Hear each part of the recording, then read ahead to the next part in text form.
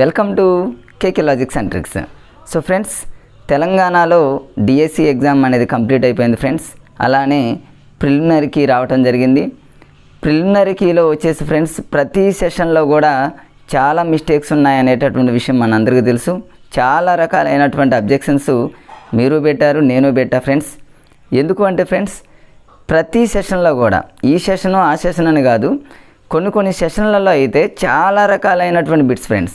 For example చూసుకున్నట్లయితే కొన్ని bits printing mistakes ఉన్నాయి. అదే ఇంగ్లీష్ మీడియం కావచ్చు, తెలుగు మీడియం కావచ్చు. అంటే ప్రింటింగ్ మిస్టేక్ ఉందంటే దాని టోటల్ ఇంగ్లీష్లో, ఫర్ ఎగ్జాంపుల్ ఫ్రెండ్స్, ఇంగ్లీష్లో ప్రింటింగ్ మిస్టేక్ ఉందంటే దాని ప్రొనౌన్సియేషన్ పరంగా దాని మీనింగ్ టోటల్గా చేంజ్ అవుతుంది.